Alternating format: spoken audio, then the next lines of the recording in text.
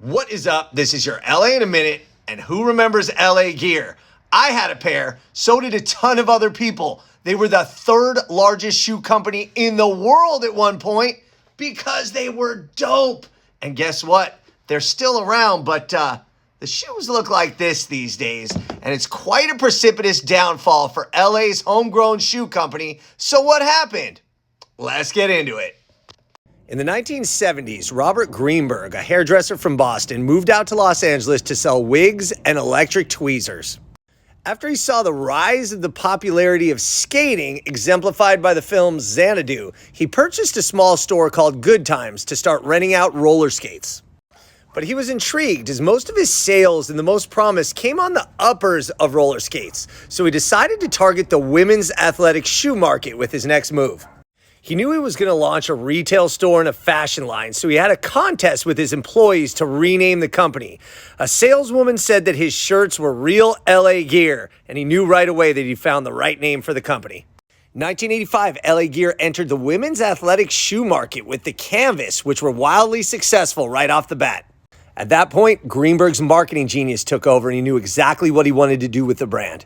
He kept the shoes flashy, colorful. He launched ad campaigns that were colorful, that were fun, and they were targeted at the 80% of the retail market that didn't play basketball, tennis, or other sports. Signing celebrity endorsers like Heather Locklear, Belinda Carlisle, and Paula Abdul, suddenly LA Gear was everywhere and skyrocketed into third behind Nike and Reebok in athletic shoe sales.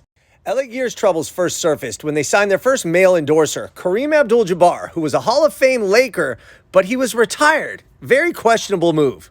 Things began to fall apart, literally, when the first college basketball team they outfitted, Marquette University, had a player whose shoes fell apart on a nationally televised game against Duke.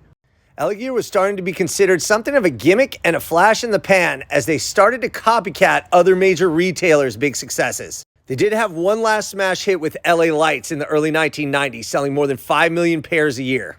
But trouble continued when they signed Michael Jackson to an endorsement deal upwards of $20 million a year that was supposed to coincide with his greatest hits released, but the album was never released, and shoe sales were a flop.